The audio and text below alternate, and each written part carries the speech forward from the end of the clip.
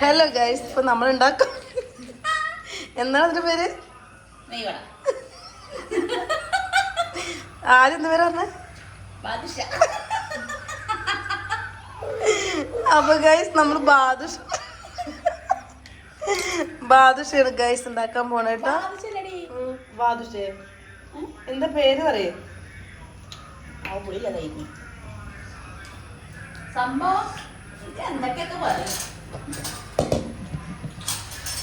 നമ്മള് മൈദപ്പൊടി ഇട്ടിട്ടുണ്ട്, പിന്നെ അതിക്ക് ഉപ്പ്, പിന്നെ കുറച്ച് തൈര് കേട്ടോ. തൈര് കൂടിപ്പോയാ കുറച്ചുകൂടി തൈരേക്കുണ്ട് ഗൈസ്.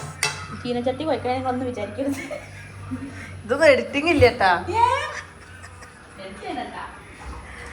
അപ്പൊ ഗൈസ് നമ്മൾ അങ്ങനെ ബാദുഷ ഉണ്ടാക്കാൻ പോവാണ്. ബാദുഷ നെയ്വടക്കന്നെ ബാദുഷ എന്നറിയില്ലേ?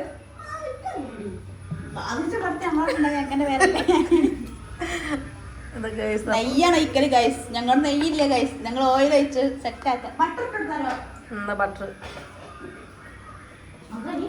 നെയ്യില്ലാത്തതുകൊണ്ട് നമ്മൾ ബട്ടറാണ് കേട്ടോ കുറച്ച് ഇട്ടുകൊടുത്തുള്ളത്. പിന്നെ ഓയില്, ഉപ്പ്, മൈദപ്പൊടി കേട്ടോ, ഇത്രയും സാധനമായിട്ടുള്ളത്. അപ്പം ഇത് നന്നായിട്ട് ഇനി കുഴച്ചെടുക്കണം കേട്ടോ. എന്താവുന്നുള്ള അറിയില്ല, നമുക്ക് നോക്കാം. ലാസ്റ്റ് എന്താവുന്ന നമുക്ക് നോക്കാം ഗൈസ്. കുറച്ച് പഞ്ചസാരയും കൂടി ഇട്ടിട്ടുണ്ട് കേട്ടോ. ആരെയായിട്ട് അത് ഉണ്ടാക്കണം കേട്ടോ, എന്താവുന്നുള്ള അറിയില്ല, നോക്കാം.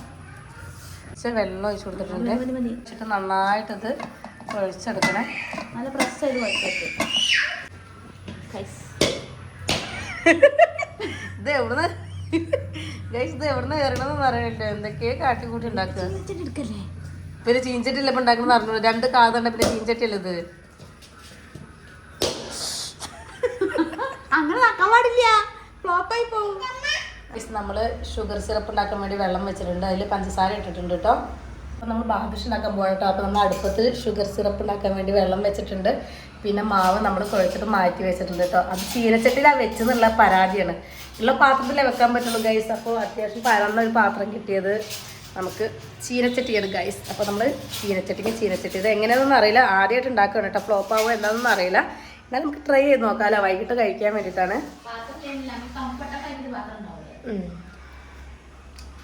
അപ്പോൾ ഇത് തിളച്ചു തുടങ്ങിയിട്ടോ, അത് വെള്ളം തിളച്ചു തുടങ്ങിയിട്ടുണ്ട്. സ്പൂണ് നാരങ്ങ നീര് കേട്ടോ. അപ്പോൾ ഏലക്കായ 2-3 ഏലക്കായ കേട്ടോ.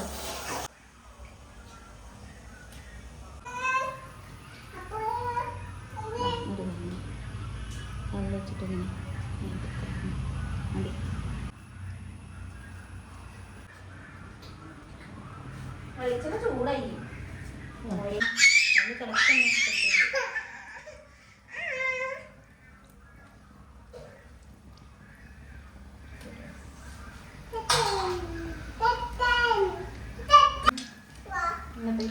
കുറഞ്ഞ ഫ്ലെയിമിലിട്ടിട്ട് ഇത് കുഴക്കിയെടുക്കണം, ഫ്രൈ ചെയ്തെടുക്കണം.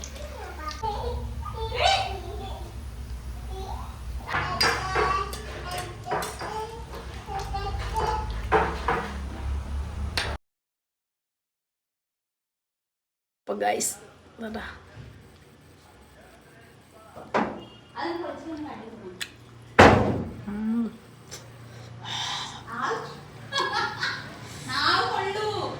അപ്പോൾ ഗൈസ് നമ്മളിത് കേട്ടോ നെയ്വടയാണേ.